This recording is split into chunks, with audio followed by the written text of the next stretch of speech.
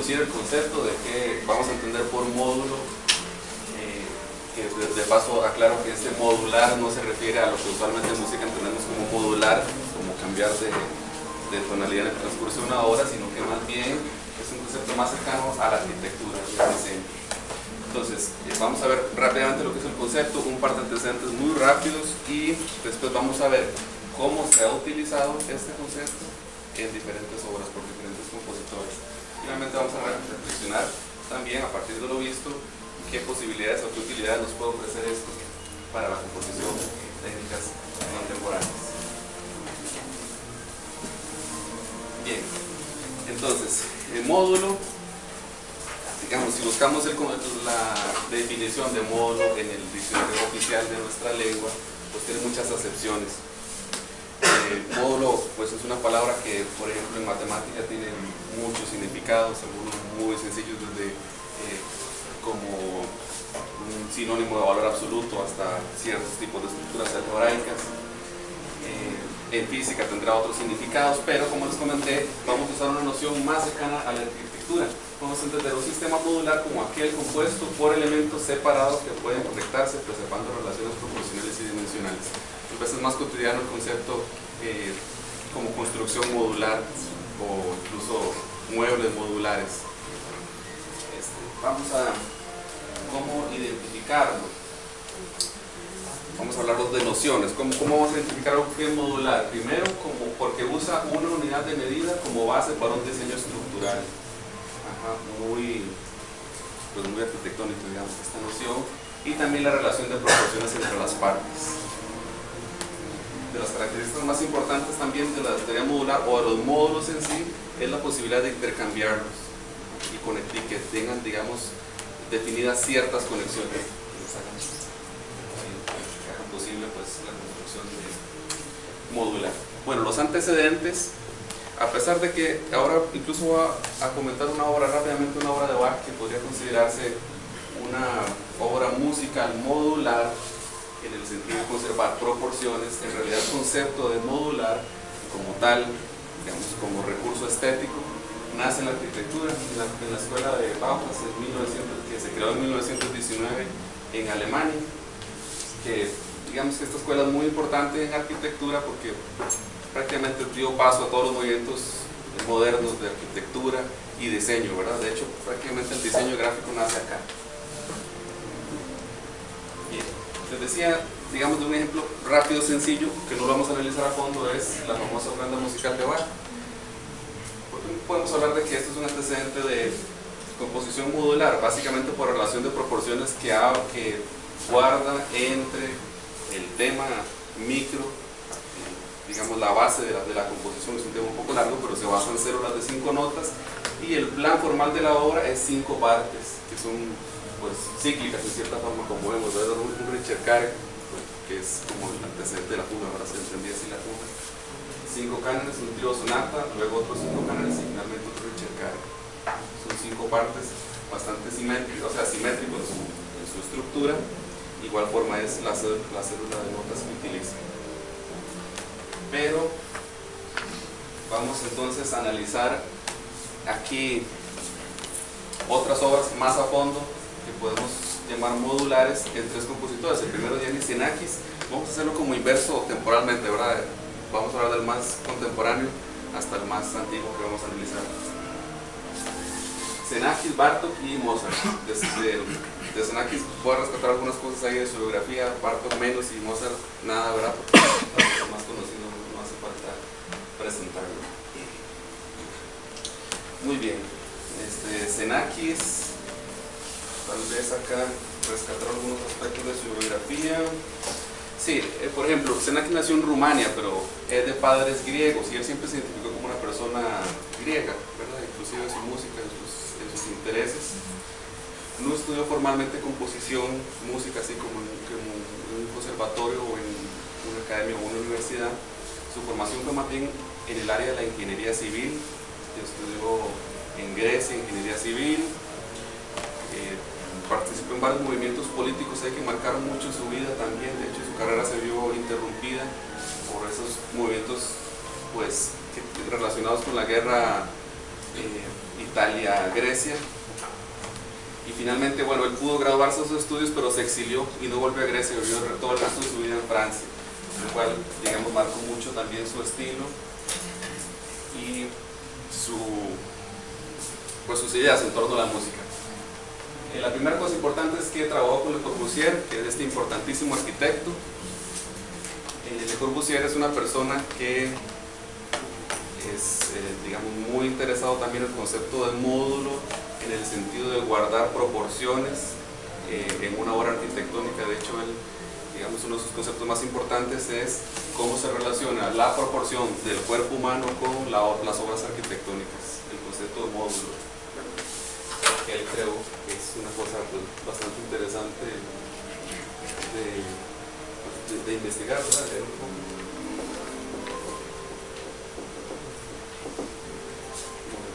Xenakis, en principio, por el interés matemático que tenía este arquitecto, trabajó con él, digamos que lo contrató, pero meramente como un calculista, simplemente para que le resolviera ciertos cálculos y ciertos números. Sin embargo, Xenakis se aproximó de esa manera a la arquitectura y finalmente terminó siendo, en cierta forma, un arquitecto, diseñando ciertas obras arquitectónicas que se recuerdan como importantes, ¿no? Casi al mismo tiempo trabajó con Olivier Messiaen, el importantísimo compositor francés también, y ahí es como un punto clave en su vida por digamos, el camino que le marca Messiaen en cierta forma, ¿verdad? Como que él intentaba estudiar con Messiaen armonía y análisis musical, el contrapunto, demás materias usuales. Pero el Messiaen finalmente le dice esto, es una cita textual: le entendí de inmediato que no era un estudiante como nosotros, tenía una inteligencia superior. Hice algo malo que no debo hacer con otros estudiantes porque creo que se debe estudiar armonía y contrapunto. Pero este era un hombre fuera normal, así que le dije: tiene la fortuna de ser griego, de ser arquitecto y de haber estudiado matemática avanzada, use eso en su música. Entonces, bueno, definitivamente ese fue el camino que tomó Xenakis y nos dejó una de las obras pues, más originales del siglo XX prácticamente. ¿Qué más podemos decir de él? Bueno, que exploró casi todas las formas musicales o los estilos: música instrumental, electrónica, solo, ensambles de muchos tipos, poco convencionales también. Una cosa muy importante es que escribió mucho a nivel de artículos, de libros, hay muchos registros en entrevistas y eso nos permite también pues, explorar y entender más su pensamiento. La escuela, también. En teoría musical incorporó teorías matemáticas como la teoría de la probabilidad, procesos estocásticos, entre otras. Esos son los aportes más importantes. También este tema de música y arquitectura, que vamos a entender ahora también el concepto de módulos de la manera que lo utiliza. Entonces vamos a escuchar ahorita esta primera obra de él, en el cual hace uso de la teoría de la probabilidad. Como generadora de sus módulos de composición. Entonces, unos aspectos de aquí rápidos. ¿Por qué Xenakis piensa en probabilidad? ¿Por qué usa probabilidad? Dice, en primer lugar, como una respuesta al serialismo integral, en este sentido. Bajo su concepción, el serialismo integral estaba llegando a un nivel de complejidad que era imposible para el oído seguir los diversos tratamientos de la serie que se estaban dando. Se escuchaban los 12 sonidos y después se escucha una masa de transformaciones de esa base, pero uno no sigue con el oído lo que está sucediendo con la serie, sino que pues uno escucha, percibe ciertas variaciones rítmicas y ciertas variaciones sobre todo como de la masa sonora en sus densidades.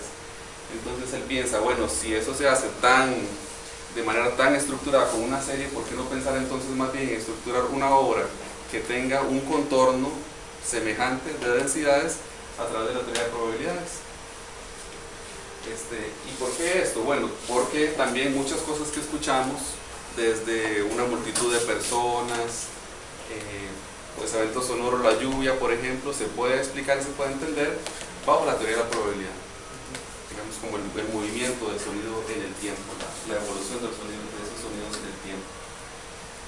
Entonces, voy a hacer una pequeña introducción no formal nada con respecto a la teoría de la probabilidad y cómo lo utiliza Xenakis. Utiliza lo que se llama distribuciones de probabilidad. Por ejemplo, estos son unos gráficos de distribuciones normales, se llaman así. Para entenderlo nos vamos a concentrar en una sobre las curvas, por ejemplo la verde. Se ve bien esa curva. Esa curva lo que nos quiere decir es la probabilidad, entendida pues como una cuantificación, para poner un número al grado de certeza que tenemos de que algo va a ocurrir. Entonces, esta distribución nos dice que, por ejemplo, se usa para modelar muchos aspectos de poblaciones, que es más probable porque, digamos, la curva es más alta en este punto, es más probable encontrar individuos promedios, si lo elegimos al azar, por ejemplo, que individuos que estén muy lejos del promedio. Pensando en cualquier característica, por ejemplo, pues seleccionar de una población una persona al azar y ver su estatura. Entonces es un valor más esperado que la estatura de esa persona sea el promedio a que sea una persona extraordinariamente alta o que sea extraordinariamente baja. Entonces, pues, esa es básicamente la idea de una distribución de probabilidad. Esto es una de tantas que hay, esta es una distribución normal. Por aquí tengo el gráfico de otra que él particularmente usó, que se llama distribución de Poisson.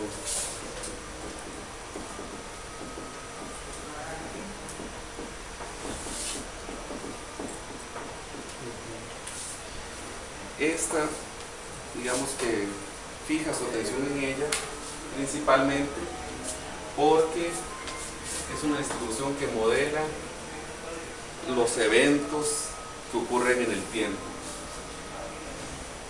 Por ejemplo, digamos, la cantidad de personas que transitan por un pasillo o la cantidad de carros que pasan por una carretera en cierto intervalo de tiempo. La distribución nos dice, aquí también vamos a concentrarnos en una sola de las curvas para tratar de explicar el concepto. Esta verde, igual.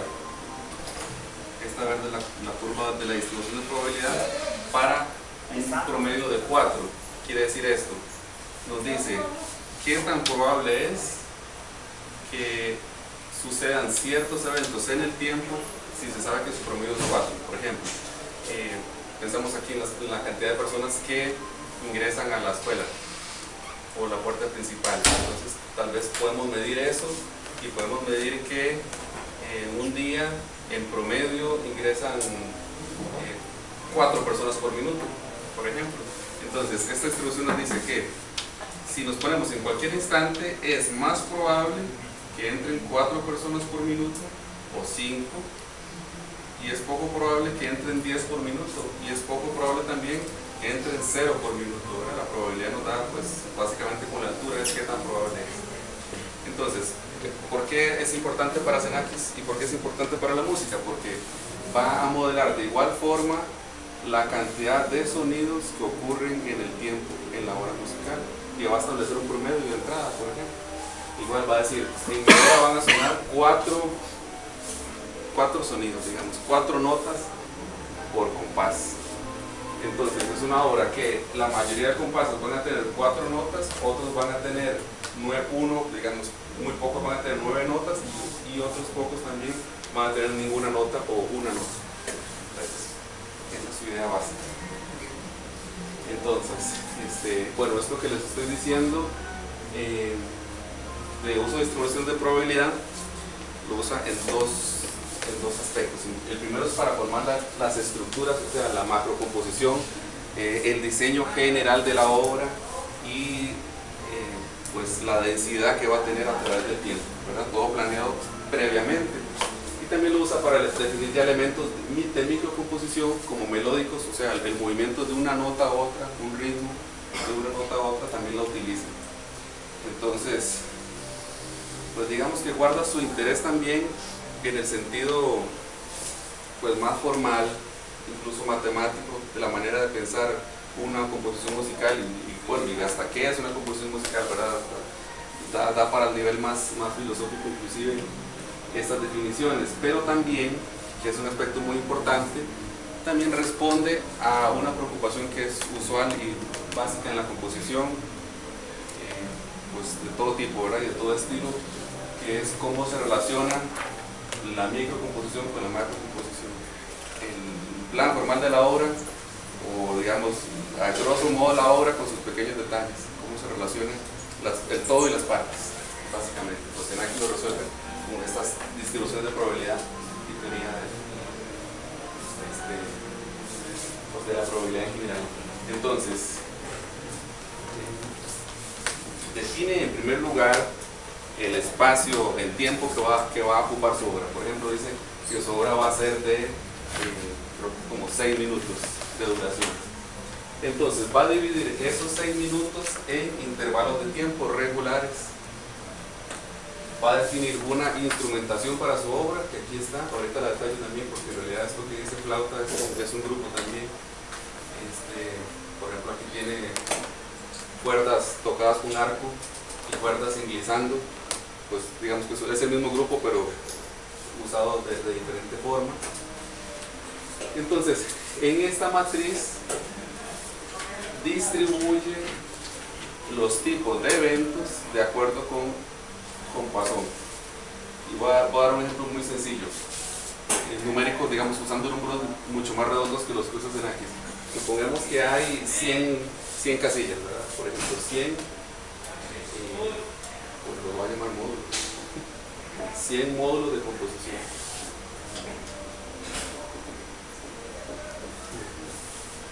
Bueno, no tengo aquí a mano pues, los números exactos de la distribución de Poisson, pero no importa, ¿verdad?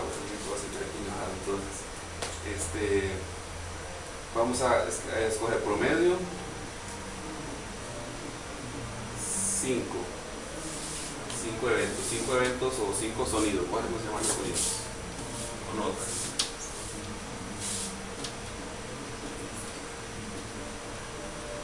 Cinco notas por módulo. Entonces la distribución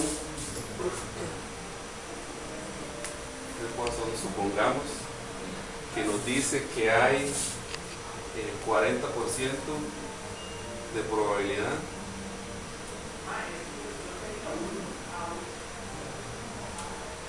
de ocurrencia de 5 notas. Hay 30%, esto pues tiene su número específico, ¿verdad? Que la distribución lo calcula. Es 30% lo mismo que ocurra 4 notas. Digamos que hay 20% de que ocurran 6 notas. Y hay otros porcentajes menores, hay 5% de que ocurran 3 notas.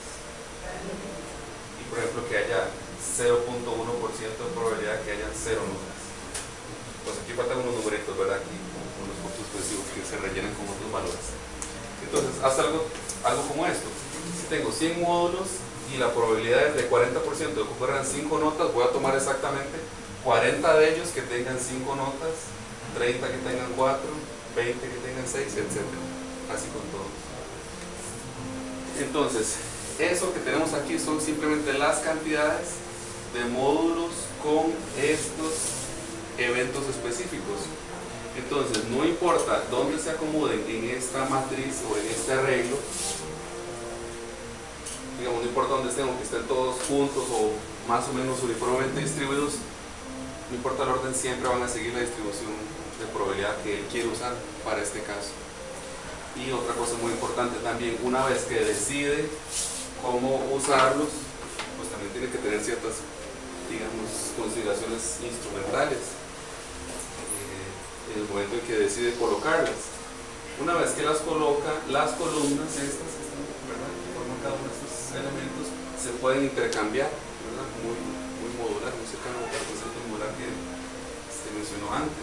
Se pueden intercambiar columnas y se pueden intercambiar filas, ¿verdad? O sea, digamos, esta densidad ahora ya no va a pertenecer al oboe, sino a la percusión, por ejemplo. Entonces tiene una cantidad enorme de posibilidades de construir su obra de esa forma. No solamente decide en principio cómo ponerla, digamos, como está ahí, sino puede usar permutaciones de columnas y filas para producir otros resultados. ¿Qué tanto pueden variar esos resultados? Bueno, pues o sea, bastante, en cierta forma, ¿verdad? Digamos que hay un buen margen para experimentar y para obtener resultados diferentes.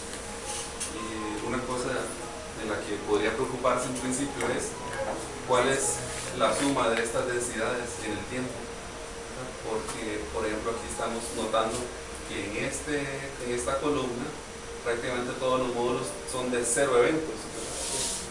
Los blancos es que no está sucediendo nada, que el instrumento no toca nada.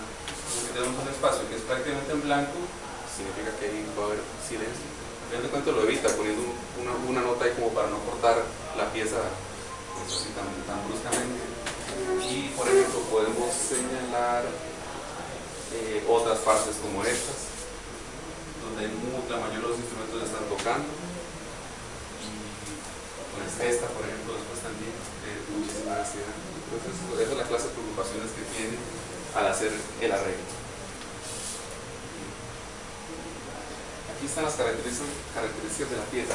Tiene 7 minutos de duración. Observación importante es, eso lo decide antes de cualquier otra cosa, digamos, antes de poner cualquier nota, ¿verdad? Y tener tal vez idea de cómo va a sonar la pieza.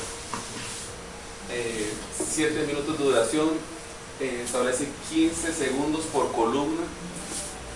Eso es una decisión también meramente, pues, no podemos decir, subjetiva, ¿verdad?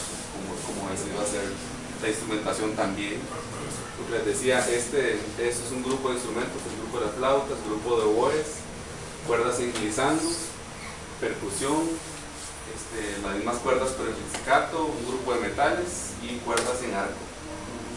Cada uno de estos grupos de instrumentos son lo que estaban en las filas de ese arreglo anterior, y lo del tiempo es entonces en las columnas.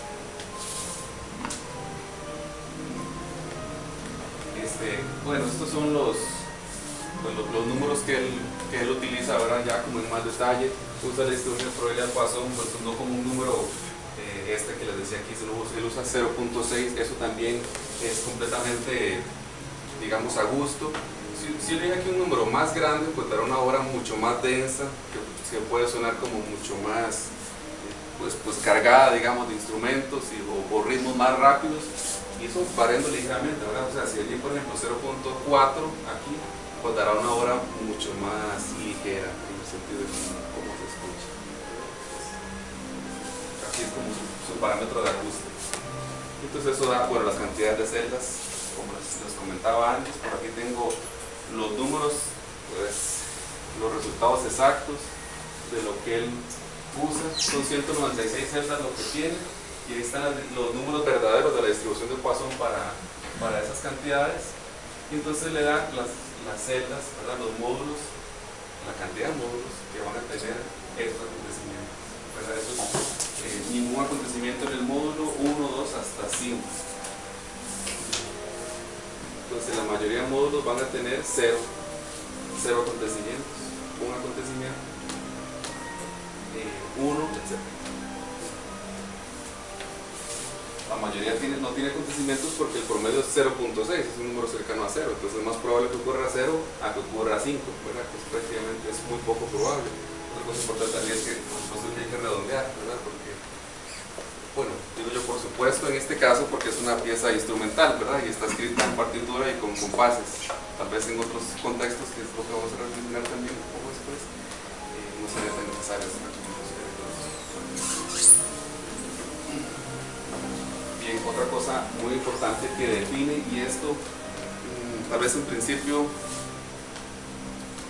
parece algo que puede ser un poco tradicional, digamos, como que no se espera que lo utilice, si utiliza teoría de la probabilidad como lo está haciendo, que es que tiene una paleta de sonidos, es decir, toda la obra, este es el tipo de compás de toda la obra, y básicamente solo utiliza estas posibilidades de combinaciones de notas de ritmos. Llena los compases de estas formas. Claro que utiliza, por ejemplo, silencios a veces entre los cinquillos, pues usa silencios y al mismo tiempo sonando cinquillos y tresillos. Entonces, pues sí hay bastantes maneras de producir cosas un poco más llamativas, más interesantes a nivel rítmico. Vamos a ver. Y acá otras características.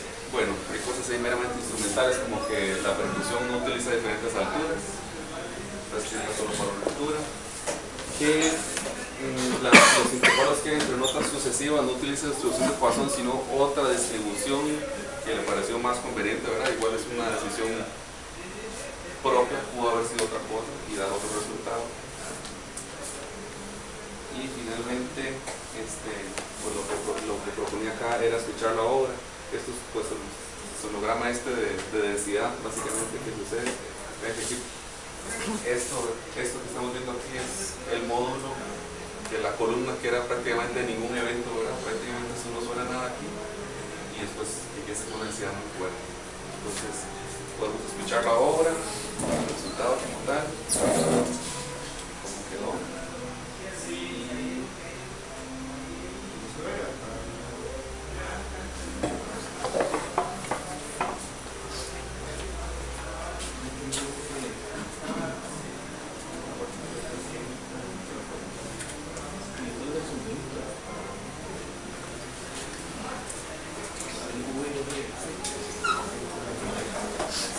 Sale muy pequeña la partitura, no sé si vale la pena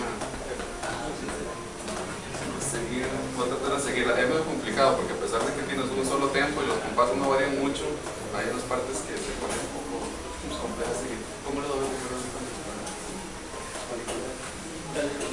Bueno, flac.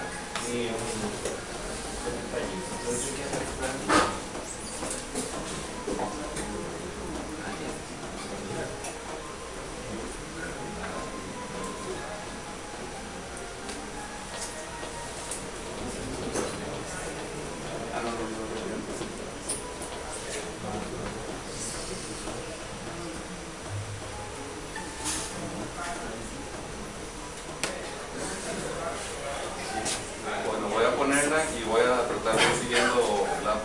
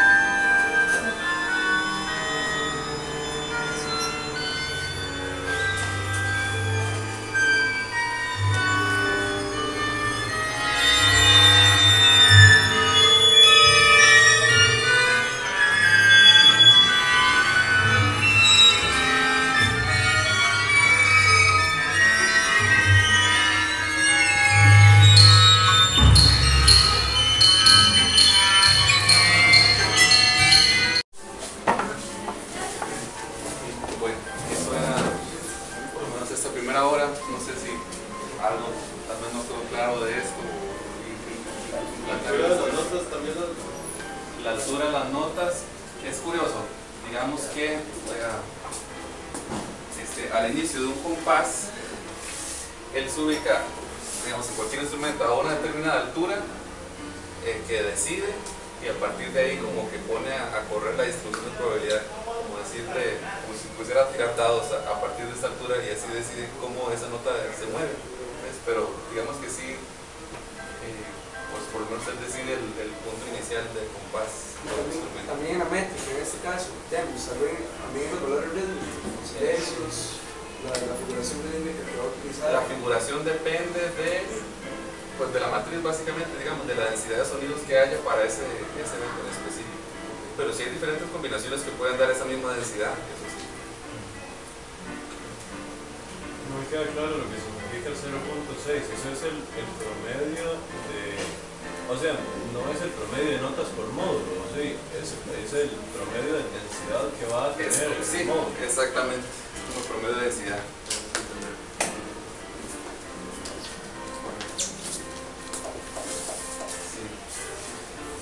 Tal vez en principio uno puede creer que el uso de este tipo de conceptos matemáticos para una composición la hace bastante rígida, como si se hiciera de forma automática, pero en realidad hay una cantidad enorme, siempre lo he defendido, de posibilidades expresivas inclusive a partir de eso. Digamos, es para decir dónde va a poner cada módulo. O sea, sé que la mayoría de los módulos van a ser módulos vacíos, y que la menor cantidad van a ser módulos lo más llenos que se pueda. Pero para saber dónde va a colocar cada módulo dependiendo de su densidad, él lo hace arbitrariamente. Arbitrariamente, no, completamente arbitrariamente. Él llama a la colocación de, digamos, no podemos imaginar esto como afiches aquí en este tablero. De hecho lo llama así, es como un ajedrez de un solo jugador, que él decide inclusive las reglas, como quiere distribuirlos, y por si fuera poco, una vez que los pone, pues tiene la posibilidad de intercambiar, pero en todo sentido. Siempre supeditado, digamos, a las probabilidades, o sea, a cómo se muevan esas curvas de probabilidad. Sí, es que digamos, de hecho, usa la curva previamente, y esas curvas le van a decir cuántas cajitas nuevas tenemos, cuántas de este tipo que son de eventos sencillos que llama él. O sea, cuántas cajitas de cada tipo hay, eso digamos es previamente. Ya después la colocación es completamente personal, porque no importa dónde las coloques, por la cantidad en sí que tienen, siempre están, digamos, en función de la distribución de probabilidad, siempre están respetando, por decirlo así.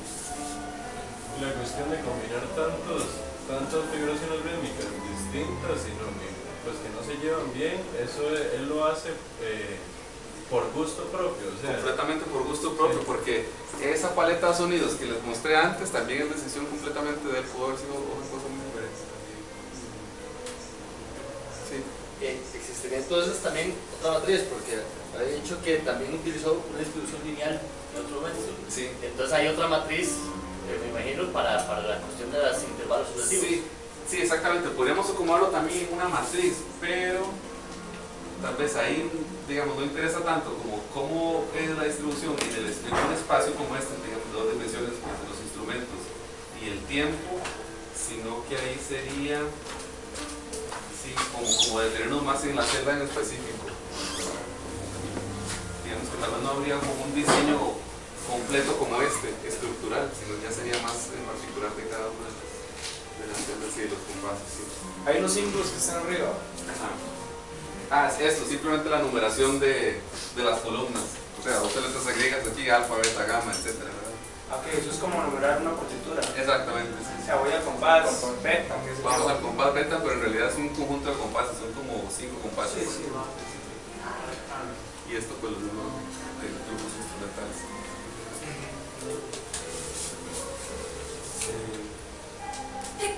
Pues sí, bueno, avanzamos a la siguiente. A la siguiente obra, solamente mencionar unas cosas aquí que también la hemos hablado. Por ejemplo, que es material previo, o sea que él decidió algunas cosas antes de imaginarse cualquier sonido. Las dimensiones de la matriz, pues ahí van la cantidad de instrumentos y la duración de la obra, la duración de cada uno de esos módulos de composición. Claro, lo que son 15 segundos, como lo decidió, o a veces son 5 segundos, ¿verdad? Entonces, pues, muchísimo más de eso, todo es una, o son 30 segundos, dicho menos, etc. ¿Qué cosas decide, que podemos llamar decisiones completamente artísticas? Los timbres de la pila, los dibujos instrumentales, en cierta forma la duración de las notas, la altura inicial, como les comentaba, el tipo de cada compás, la altura de partida, las articulaciones y dinámicas es otra cosa también importante, ver que tal vez se pudo hacer también con otra distribución de probabilidad o con la misma, y de esa forma decir en qué momento iba a colocar pianísimo o fortísimo o cualquier otra, ¿verdad? Pero eso lo hace ya, digamos, formado la obra, empieza como a pintar en cierta forma así, ¿verdad? A decidir todas esas articulaciones, sonoridades. Bien, entonces la segunda obra es de Bartók, pues no hace falta mucha presentación para el compositor, pues recordar tal vez su importancia como pianista también, como investigador del folclore de su país.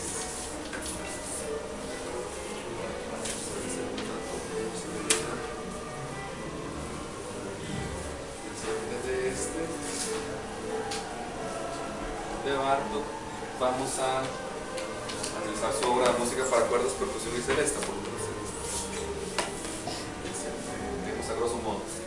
Aquí vamos a destacar otro concepto que utiliza, cercano a los módulos en el sentido de la proporcionalidad, o sea, de usar una relación de proporciones entre las partes. Y Bartók decide usar la razón áurea para estructurar su obra. ¿Qué era esto? Vamos a recordarlo rápidamente. Bueno, razón áurea, podemos partir de pensar en esto como la manera en que se divide un segmento. Hay muchas maneras de hacerlo, por infinitas históricamente de hacerlo. Por ejemplo, si uno divide un segmento a la mitad, estamos hablando de que hay una relación entre la longitud total del segmento y sus partes de 1 a 2, de 1 medio. Si el total mide 1, pues su mitad y la relación que hay entre las dos partes es 1 a 1 porque miden igual, ¿verdad? Si dividimos el segmento de esta forma, esa es la relación entre proporciones. Otro ejemplo, si por ejemplo marcamos el segmento a 1/3 de longitud, la relación entre la longitud total y la mayor de las partes es 2/3 y la relación entre la parte menor y la parte menor es de 2 a 1. Esta mide el doble que esta. Entonces, el asunto de la razón áurea es cómo dividir un segmento, porque nos estamos preocupando entre la relación entre la longitud total y el segmento mayor y la proporción que hay, la relación que hay entre el segmento mayor y el menor. Entonces, cómo dividirlo de manera que esa proporción sea igual, lo que entre el todo y la parte mayor sea lo mismo que haya entre la parte mayor y la parte menor. Sí, perdón, una consulta. Cuando propones las relaciones de la proporcionalidad, digamos, en cuanto a la razón áurea, estás usando solo números naturales. ¿Es posible tener una proporción usando fracciones? No, es que digamos, es curioso el asunto porque resulta ser que la solución de este problema de cómo decidirlo no es un número natural, ni siquiera un número racional, es un número irracional. Entonces, de manera que por lo menos para usarlo para fines prácticos siempre vamos a tener que usar una aproximación de, o sea, nunca es, porque digamos que ni las computadoras ni nadie podría manejarlo para fines prácticos, entonces siempre es una aproximación.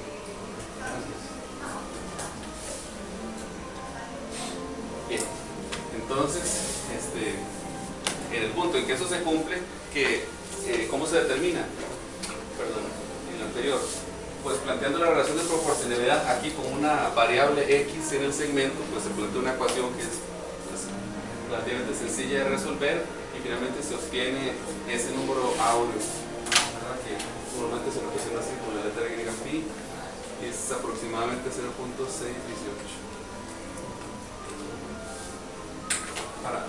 Para escribir el número va a tener siempre que ser una aproximación precisamente, ¿verdad?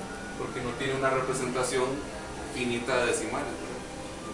Ni periódica, tal vez sea alguna manera de escribirlo, pero siempre va a ser una aproximación, ¿verdad? Pues sí, esta 0.618 es, digamos, ya bastante útil para fines prácticos.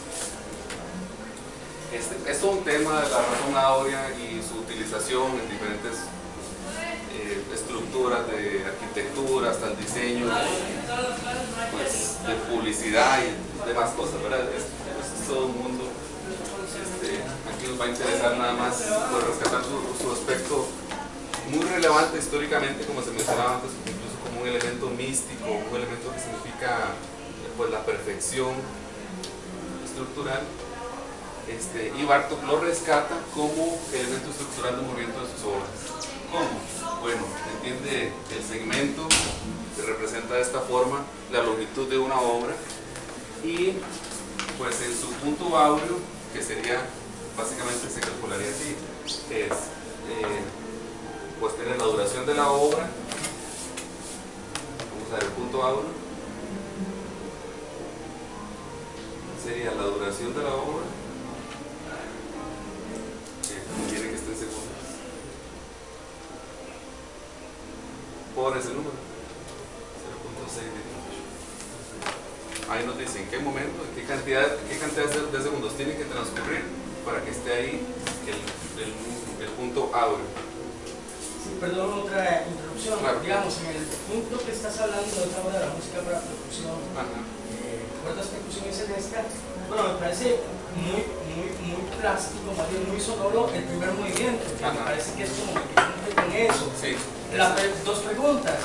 ¿Has aplicado estos modelos matemáticos de la razón áurea a otros movimientos que no sé, tal vez el tercero, pero en los otros no sé? Pero igual, al punto número 1 sería que yo como músico lo entiendo, digamos, el primer movimiento como sobre una base estructural de un fugado o una fuga, pero que actuando de formas diferentes. O sea, los que son músicos entienden un poquito del esquema de la fuga, sabrán de la entrada a la quinta y la respuesta y todo. Bueno, la cuestión es que él lo plantea diferente y al final llega, creo que el punto áureo, digamos, para mí la tensión armónica y climática musical reside sobre una nota mi, creo que es mi bemol, no creo que es natural. Que eso es justamente cerca de ese punto. Sí. O sea, perdón, ¿el maestro Bartók lo intuyó musicalmente o se fue en cálculos matemáticos?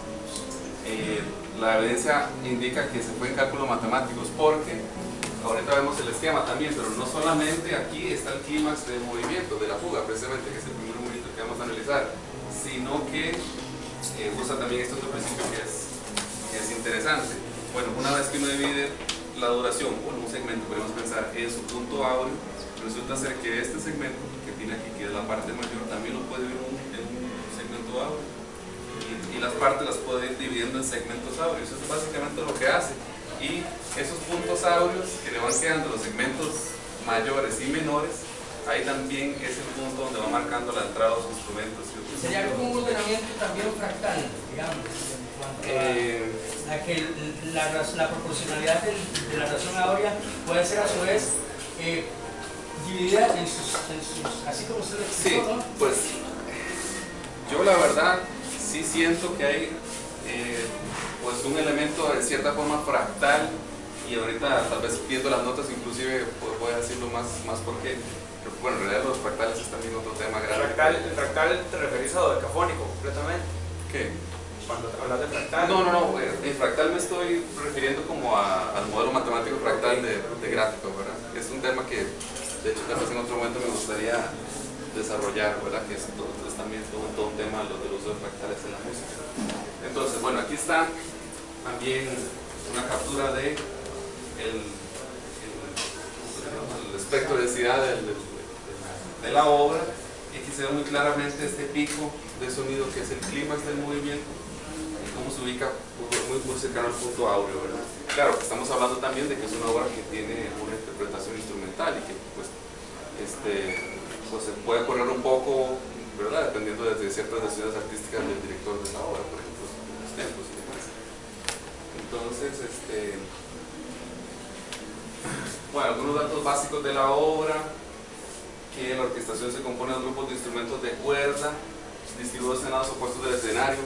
Creo que esto no es un dato tan conocido de la obra, y que hay un grupo central que es formado por estos instrumentos, básicamente por la celeste. Otra cosa importante también es que, bueno, no lo vamos a escuchar, pero hasta este punto es que se introduce la celeste, ¿verdad? Hasta después del clima. De hecho es así. En este punto se introduce la celeste y de estos dos segmentos se calcula la razón áurea, ¿verdad? De este, el número áureo acá, en los puntos donde deja tocar. Y así todo, ¿verdad? Básicamente todo en la obra. Okay. Bueno, aquí vamos a hablar solo del primer movimiento, pero es una obra de 4 movimientos, ¿verdad? Aproximadamente media hora, hasta los tiempos aproximados, pues las indicaciones. Y ahora sí un poquito más el análisis. El primer movimiento es una fuga lenta, desarrollado alrededor de la nota La, con la que empieza y concluye el movimiento. Y la estructura se basa en proporciones relacionadas con la resonancia. Bueno, ahora les mencioné básicamente cómo, ¿verdad? Comienzan las cuerdas con sordina y según se incorporan más voces, la textura se hace más densa y precisamente más voces se incorporan en los puntos donde la razón áurea lo va indicando. De nuevo también quisiera rescatar el hecho de que es una aproximación, ¿verdad? Porque igual si aquí lo calculáramos con más precisión, tal vez nos diría esto que es o sea, que es un tempo poco práctico de aplicar, o tal vez nos dice que en el compás, qué sé yo, 20, pero en un tiempo que es muy fraccionario de 1, ¿verdad? O sea, como que no empieza en el primer tiempo, sino empieza en el tiempo 0.3, qué sé yo, ¿verdad? Entonces habría que iniciar con un tresillo ahí en silencio, una cosa ahí medio complicada que no usa eso, ¿verdad? No va como a ese extremo de precisión. Además que, aunque lo fuera en notación, no se va a escuchar, ¿verdad? Porque pues, nunca se toca así tan perfectamente metronómico. Bien, aquí está el tema principal. Veamos que empieza en la viola, de hecho. Vemos que es bastante simétrico. Esas son las características principales que quisiera decir, ¿verdad? Este primer fragmentito que empieza en La y termina en La es también un reflejo de lo que va a pasar en la obra como tal. Va a empezar en la nota La y la última que se va a escuchar los mismos sonidos también La, al final de la partitura, ¿verdad? Va a sonar La y va a haber un movimiento así climático, creciente y decreciente, no tan simétrico como eso, sino determinado por la razón áurea en toda la obra.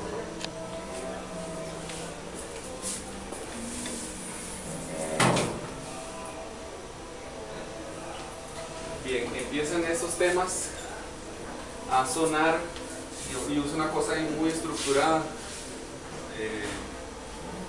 para desarrollarlo, para las transposiciones que utilizan. Van caminando básicamente por el círculo de quintas, un movimiento como este, así. Primero esta transposición acá, luego esta y esta, etc. Así. Lo recorre todo hasta el final. Esa es básicamente la manera de utilizar sus temas. Después del compás 56, el tema aparece en su forma refleja por primera vez. Y aquí está es el punto áureo, si no me equivoco, el compás 56. Aquí está el compás 85, que es cercano al final, y que reaparece el tema original de forma simultánea con su reflejo, produciendo también una simetría muy interesante del movimiento completo con respecto al tema. Y ahí es donde, digamos, a mí nada más la idea de lo fractal, digamos, de esta autosemejanza entre un detalle pequeño y el movimiento completo. Entonces,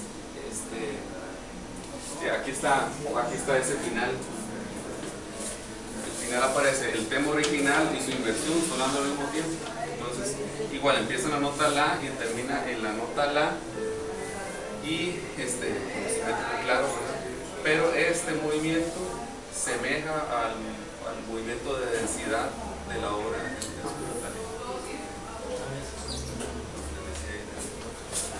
esos son los últimos, ¿qué? 3 compases. Los últimos 3 compases. Ve que interesante, porque yo decía, no me acuerdo si el punto áureo es una nota mi o un bemol. Ahí aparece que es mi bemol. Sí. Es una relación de sí. tritono, de la mi bemol. Claro. Creo que lo que tengo ahora es, sí, la audición. Vean, esta es una estructura, pues es una explicación que un profesor estadounidense que se llama Larry Solomon hizo sobre un análisis del movimiento. Aquí no está claro, ¿verdad? Pero ahorita lo vamos a hacer un poquito más claro. Básicamente lo que marca desde el inicio del movimiento el punto áureo, que es donde se ubica el clímax de la obra, y después, divide pues esta parte en su segmento áureo y aquí marca un punto importante, ¿verdad? Donde entra la percusión, por ejemplo. A este segmento le saca su punto áureo y aquí está otra entrada de instrumentos, aquí le saca el punto áureo, aquí otra entrada de instrumentos, etcétera, ¿verdad? Y es como los instrumentos se van sumando, aquí empiezan unos, otros, etcétera, hasta que se suman todos aquí, empieza la celesta y en los puntos áureos se van retirando también. Después, digamos, pues más breve, ¿verdad? Porque esta parte del segmento áureo es más pequeña que esta. Entonces la vamos a escuchar siguiendo este esquema. Esto es pues, el esquema de este profesor acumulativo Larry Solomon. Lo que yo hice fue una animación sobre esto, una barra vertical que vamos a ver ahora, que se va a mover cada 10 segundos para ir marcando los puntos importantes, ¿verdad? Y vamos viendo pues, cómo coincide bastante preciso. También la interpretación que vamos a escuchar es de Pierre Boulez, de la Orquesta Sinfónica de Chicago. Creo que hay que buscar una versión como esta, en cierta forma, digamos, de alguien pues, tal vez como con mucho conocimiento de esto para que sea un poco más coincidente, ¿verdad? No tan libre tal vez la interpretación. Entonces,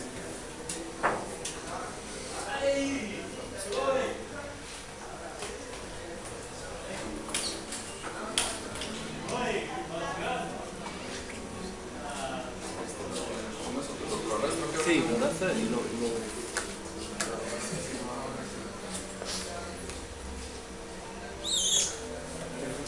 bastante volumen.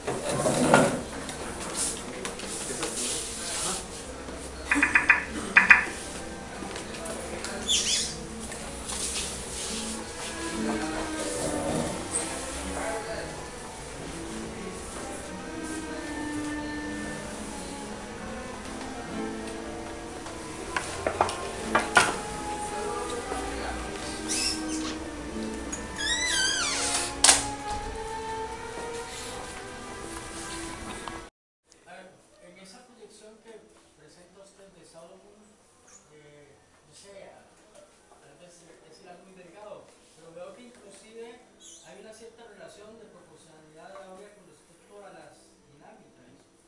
Sí, correcto. Y no sé si, o sea, personalmente creo que hay algo en el contexto general de la obra que así lo sugiere y de pronto lo evidencia, pero ya como establecer así como tajada de pastel de aquí a acá, tengo pianicísimo, aquí tengo piano, no sé, me resulta un poco difícil. Sí. Pero bueno, y otra cosa que quiero que me aclare es que abajo, justamente en el primer nivel, veo una relación corchea y de aquí de lejos y con mi visión, yo creo que la relación metronómica varía, pero no sé si es correcto. Sí. Y podría aclarar eso. Sí, María, porque además Bartók tenía la costumbre no solamente de establecer sus tempos de esta forma, sino que sus duraciones aproximadas. Él decía, hasta aquí debería llevar la obra 2 minutos, algo así. O sea, son tiempos sugeridos por el mismo lugar. Sí, correcto. Otra cosa que les iba a decir es, bueno, para mencionar nada más a qué nos referimos antes con el fractal, es porque si uno ve la estructura de la obra de esta forma y por ejemplo ve el tema de la manera que lo vimos antes, ¿verdad? De las notas de la fuga como y de su forma refleja, pues hay por lo menos gráficamente una cierta relación entre eso que vimos ahí en notas y lo que vemos ahí en estructura general, ¿verdad? Y eso que vemos en notas es, digamos, sucede en una pequeña parte acá, o sea, es como si hiciéramos un zoom sobre esto y viéramos esta pequeña parte, es semejante a lo que vemos en la estructura general, pues, a eso se refiere más o menos una estructura fractal, pero como les digo, el tema de música fractal es un tema que me gustaría desarrollar con más actitud en otro momento. Y con referencia a la dinámica, sí es exprofeso, efectivamente cada región fractal se corresponde con una dinámica diferente. Esto, Digamos que de 0 a 21 creo que es la indicación, es pianísimo. De 21 a 30 y no sé cuánto. yo lamentablemente en este momento no tengo la partitura en mano y no recuerdo si si es esa precisión, como que todos los instrumentos están marcados pianísimo o también es como una sugerencia de la interpretación de Solomon del volumen, digamos, de la obra. Ahora, la zona que aparece coloreada de amarillo, ese pequeño triángulo que representaría, digamos, aparte de señalar que se aproxima justamente el punto áureo. Pues solamente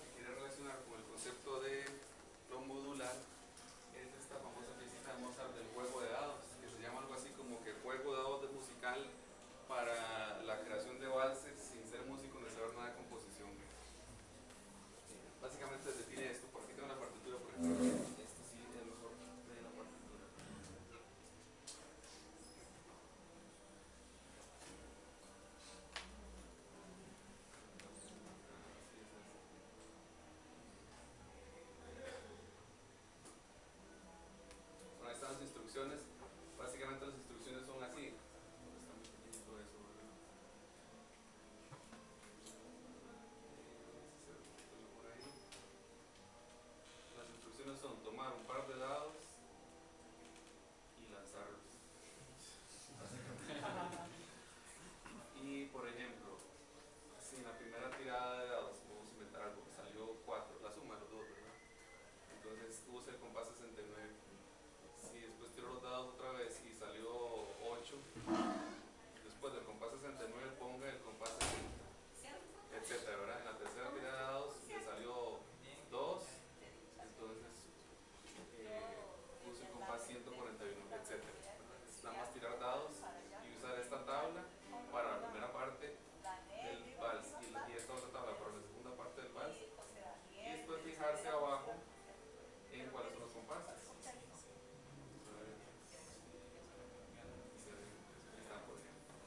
Así, más 4, digamos, una tira de el compás 42 y después dice, ponga en la siguiente tirada de el compás 36, pues uno escribe este compás y después le pone este a la par, etc. Eso plantearía que es una composición politonal o está, digamos, todo ubicada en que hay fa sostenido, ya, no sé, por ahí un fa sostenido, o digo, estoy leyendo en clave de sol, de pronto es un la sostenido, sí, vamos a ver. No tiene ni clave. Así tiene, clave de fa. Lo digo, entonces, como juego de dados azaroso que es, las combinaciones melódicas obviamente serán muy azarosas. Sí, pero una de las reflexiones que tenía es por qué funciona el juego. Bueno, funciona porque está muy bien planeado en el sentido de que esta columna, por ejemplo, todos estos compases posibles a la primera tirada son, digamos, de cierto acorde, ¿verdad? Corresponden a un cierto grupo de notas. De hecho, tal vez uno ve aquí semejantes. Vamos a ver, por ejemplo. Pero eso sí estuvo determinado por el autor. ¿Entonces? Sí, correcto, ¿verdad? Sí, esto es música tonal. Uno lo escucha y suena más o menos a Mozart o más o menos al estilo de música de la época. ¿Y es una obra de Mozart? Se la atribuye a Mozart, sí, aunque no tiene ninguna numeración de qué es la. Creo que sí, entonces para ver. Sí, por aquí está. Hay unas personas que dudan de que sea Mozart en realidad, pero realmente se ubica en el catálogo de él, pero no recuerdo el número de. Aquí está, les puedo indicar también. Me recuerda también como el juego de la cábala, ¿verdad? Una dirección, sí. Y tomando en cuenta la afinidad más o menos de Mozart. Sí, claro.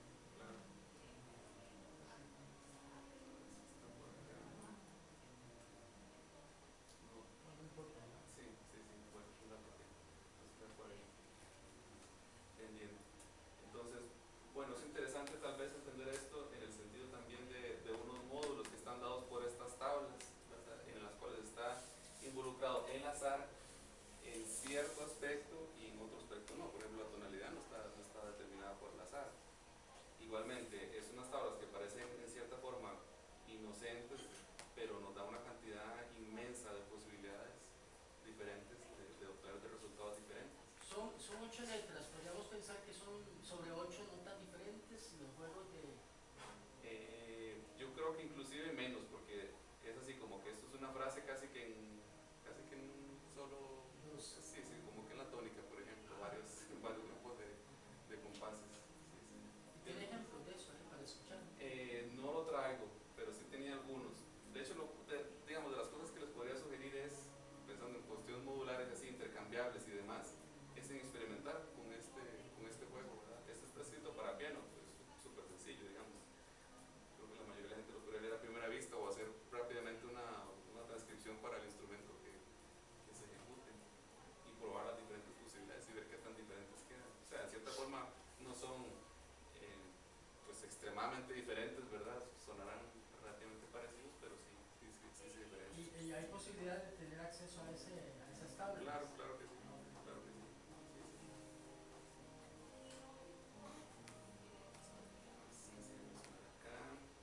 Pues sí, esa reflexión es simplemente porque funciona el juego, porque intervienen unidades de composición en esos modulitos, pero esos módulos también ya tienen su acorde, digamos, representativo, ¿verdad? Su grado de la escala representativa.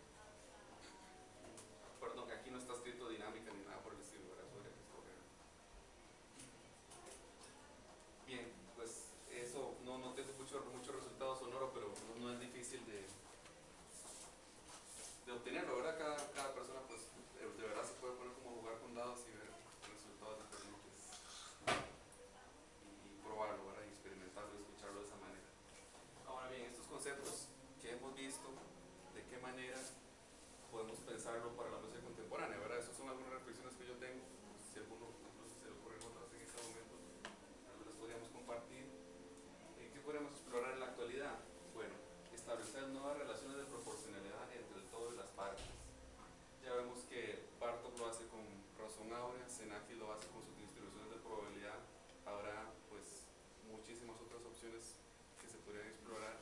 Matemáticas, pues nos podrían dar aquí mucha luz, ¿verdad?, sobre lo que podríamos hacer.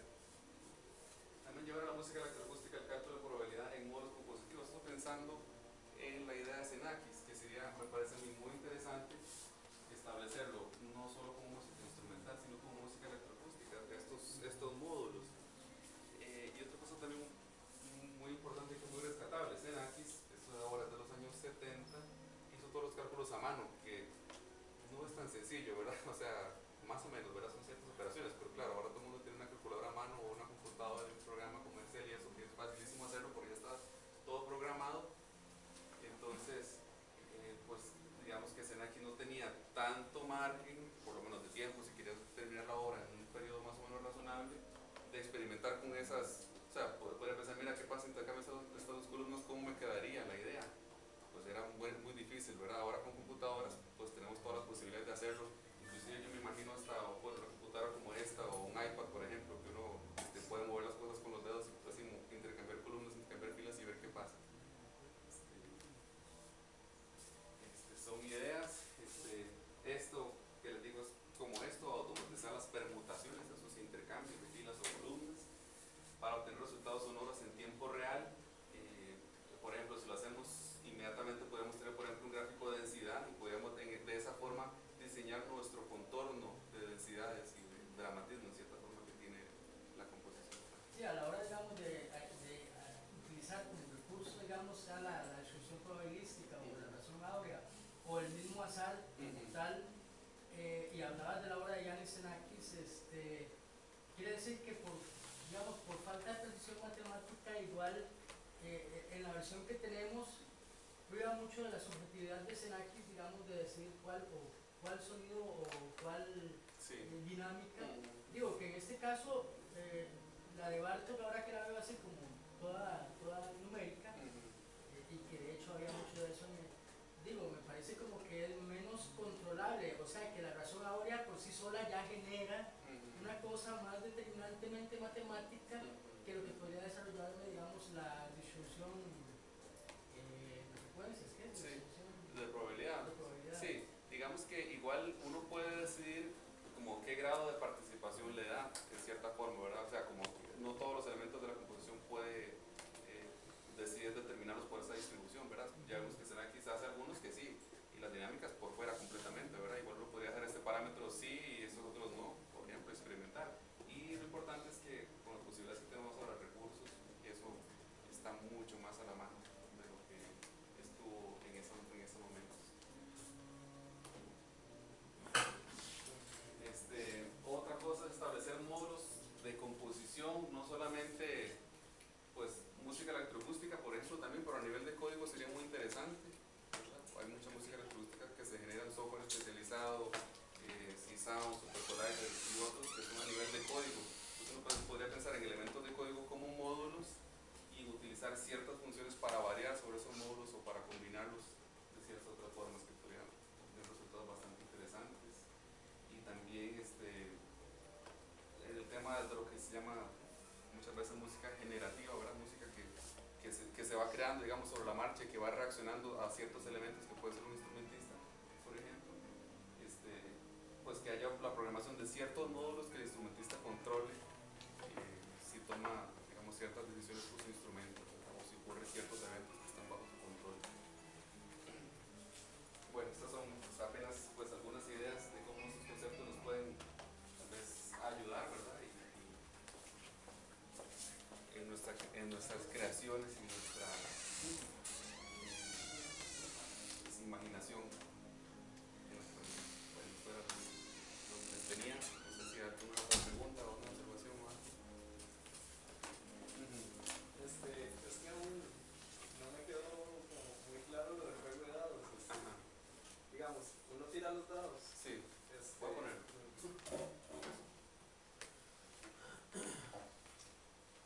Aquí está, son dos tablas. Aquí voy a poner una.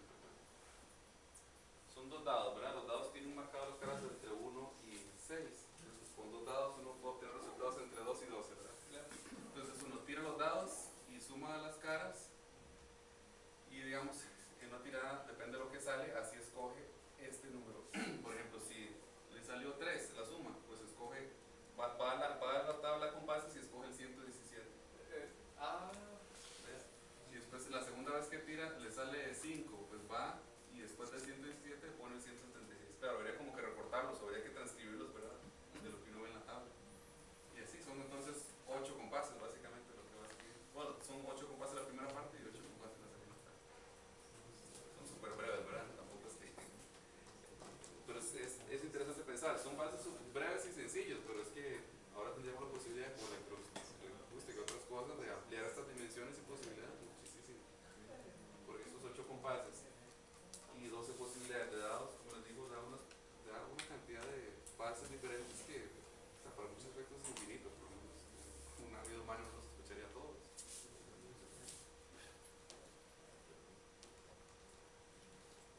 Sí. ¿Verdad que Xenakis también usaba, bueno, cálculos desde la física y la química? Sí, correcto. Y a partir de ahí se queda. Sí, esto es en realidad un ejemplo de obra de él y, digamos, los razonamientos, los procedimientos que utilizó, pero en otras es, en cierta forma, radicalmente diferente, otros principios. No se rigía bajo un solo principio. No, digamos, esa matriz es específicamente para esta composición, que afortunadamente la documentó, o sea, él documentó exactamente cuáles fueron sus números y sus cálculos para hacer.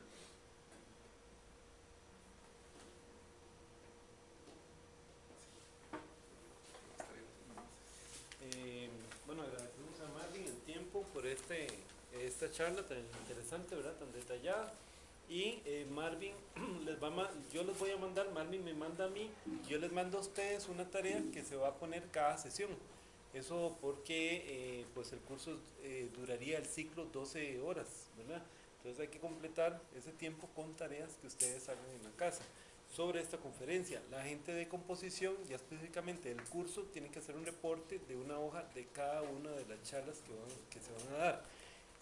Yo entonces por correo les avisaría si sería jueves o viernes la siguiente sección, o sea, la conferencia que viene la próxima semana.